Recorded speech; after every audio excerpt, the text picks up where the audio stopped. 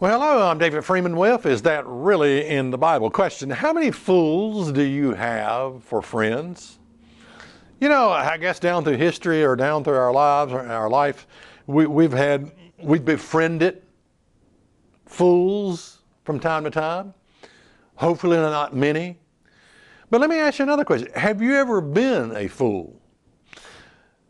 Well, chances are you're not going to admit that, but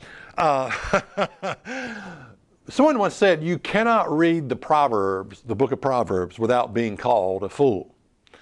And you know, sometimes the biggest fool is the man or the woman looking back at you in the mirror.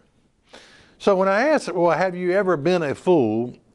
We're going to let the Bible answer that question today by looking at the Book of Proverbs. So let's go to it. Proverbs 7 and verse 22. Talking about the loose woman here, the loose woman, it says, he goes after her straightway as an ox goes to the slaughter, or as a fool to the correction of the stocks. Now, again, this is talking about what the fool will do. He goes after the loose woman. And, you know, it was interesting in the news several years ago. There were all kinds of incidents of teachers seducing young boys, their students. I don't know if you remember that.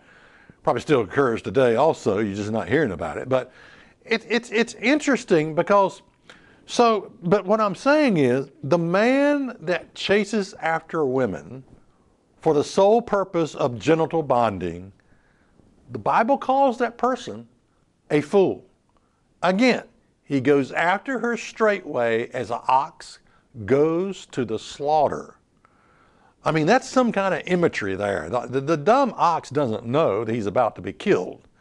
But that's the mentality. That's the mentality. So my question is, have you ever been a fool? Proverbs 10 and verse 23. It is a sport to a fool to do mischief, but a man of understanding has wisdom. Now notice this.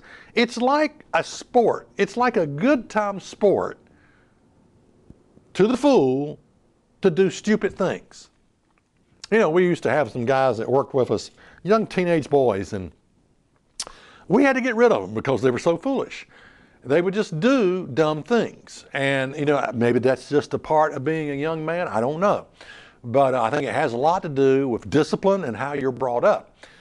But I remember one occasion they had this big, huge fireworks, one of these Roman candles with about 20 different missiles that go up, you know, a really round thing like that. And they set it on the coffee table inside the house, inside the trailer. And they were both pretending to light the fuse. I say pretending. Well, the fuse lit. And the whole thing blew up in the house. I mean, if you can imagine that. But what I'm saying is, doing wrong is fun to a fool. Doing stupid things is often fun to a fool.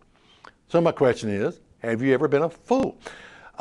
You can't read the book of Proverbs without being called a fool. Proverbs 12 and verse 15. The way of a fool is right in his own eyes. Now this one, we're probably all guilty of being a fool in this area. Because, you know, we all want to be right. And we have to be careful about insisting on, you know, I'm right and you're wrong. You know, okay, this says the way of a fool is right in his own eyes. You see, this is what makes a fool a fool. He cannot be corrected because he's always right in his own mind. So what about you? Have you ever been a fool?